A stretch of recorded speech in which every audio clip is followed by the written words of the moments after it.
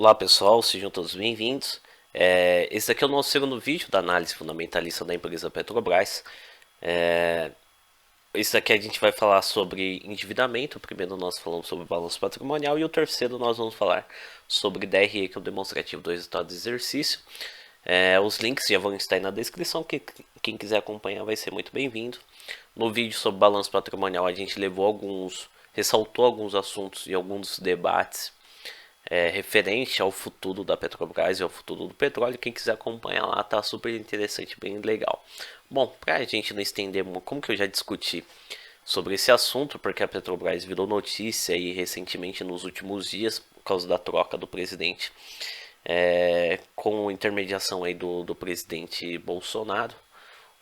Nesse vídeo aqui a gente vai salientar somente referente ao estudo do endividamento da empresa, que é um assunto bem importante para verificar a evolução histórica de 2011 a 2020.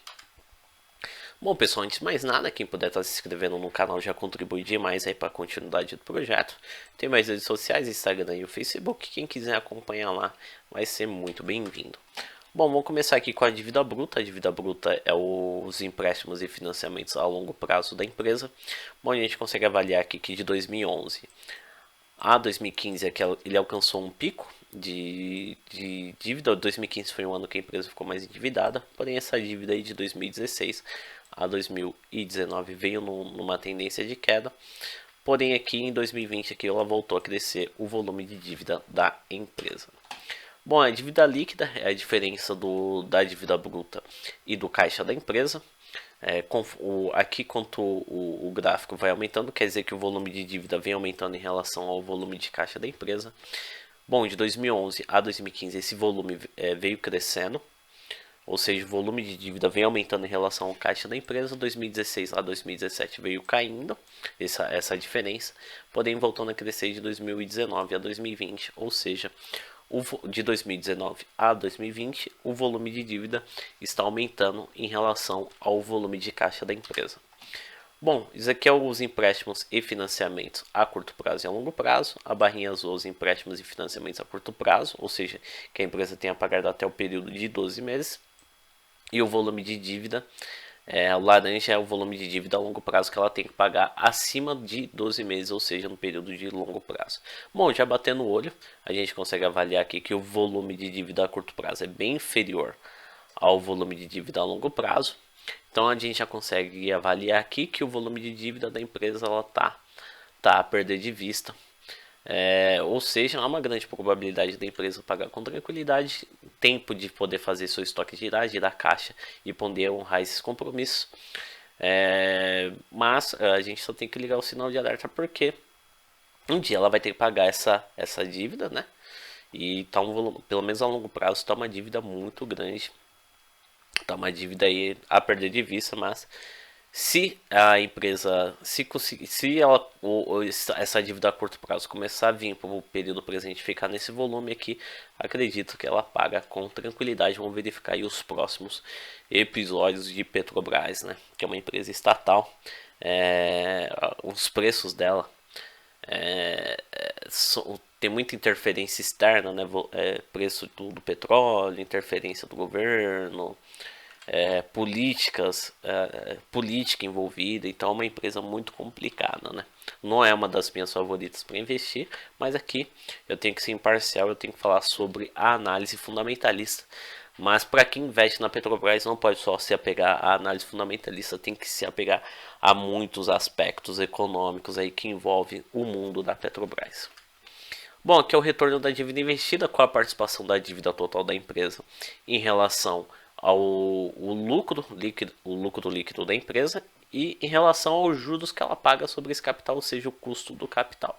Bom, eu tentei fazer aqui em 3D, porque a barrinha, os juros da empresa é bem desconsiderável em relação ao retorno da dívida investida. Bom, de 2011 a 2013 a empresa passou por lucro, então esse lucro que ela obteve cobriu com tranquilidade o custo que ela tem sobre esse capital. O custo que a empresa, os juros que a empresa paga em relação às suas dívidas é baixíssimo, por ela ser estatal, por ela ter uma segurança. Então o crédito dela é bem barato, então ela tem a ajuda do governo, BNDES. Então o custo dos empréstimos e financiamentos da Petrobras é bem baixos mesmo. O 2014 a 2017 a empresa passou por prejuízo. Aqui passou por um prejuízo, eu não sei porque puxou, mas aqui a gente vai desconsiderar. Aqui tá errado, tá? Mas vamos desconsiderar esse período. Bom, de 2014 a 2016 a empresa passou por prejuízo. Então o retorno da dívida investida ela não teve um retorno, né? Por ela ter prejuízo, então não teve participação da dívida investida sobre o lucro. Então o custo do capital foi superior ao retorno da dívida investida. Bom, 2018 a 2019 a empresa voltou a lucrar. A empresa voltou a ter lucro, cobriu aqui a taxa desse custo, então compensou a empresa ter captado empréstimos e financiamentos. Em 2020 aqui a empresa teve um prejuízo um pouquinho grande. O resultado, o balanço do quarto trimestre, eu esqueci de falar nos vídeos anteriores, o balanço do quarto trimestre ainda não foi apurado, vai sair no dia 25. Então eu fiz uma projeção do quarto trimestre, eu tirei uma média dos 3 primeiros trimestres, e tirando essa média aí, 2020 ela teve um prejuízo grande, tá? Vamos verificar como que vai sair aí o resultado do quarto trimestre da empresa. Mas aqui eu fiz ele projetado, mas teve um prejuízo fortíssimo aqui. Bom, aqui é o volume de capital investido, o patrimônio líquido e a dívida bruta. O patrimônio líquido, tanto os empréstimos e financiamentos, ele tem como finalidade financiamento das operações da empresa com finalidade de aumento das receitas e, consequentemente, com o objetivo de aumentar os lucros da empresa.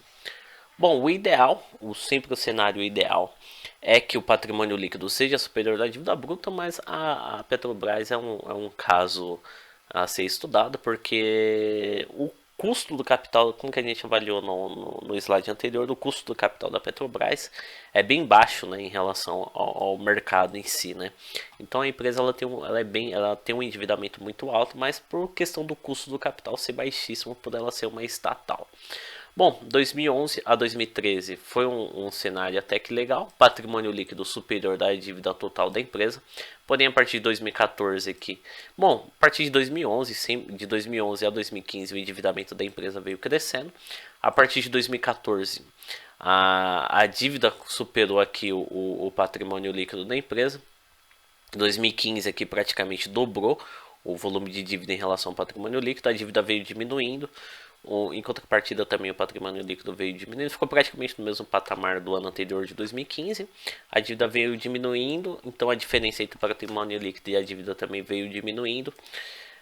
Porém aqui o patrimônio líquido diminuiu e a dívida aumentou consideravelmente, praticamente voltando para o patamar de praticamente o dobro de dívida em relação ao patrimônio líquido, ou seja, de 2014 a 2020 as operações da empresa estão sendo mais financiada com capital de bancos e financeiras, que é um capital que tem custo, do que com o capital dos sócios e acionistas, ou seja, o capital próprio. Bom, pessoal, aqui a gente termina a análise do estudo do endividamento. Espero que vocês tenham gostado. Quem puder estar se inscrevendo aí já contribui demais para a continuidade do projeto. Tem minhas redes sociais, o Instagram e o Facebook. Quem quiser acompanhar lá vai ser muito bem-vindo. Bom, pessoal, termino por aqui. Espero que vocês tenham gostado. Até o próximo vídeo, que é o demonstrativo do resultado do exercício. Para quem não assistiu o primeiro vídeo, que é do balanço patrimonial, o link do estudo do balanço patrimonial está aí na descrição, do demonstrativo do resultado do exercício também.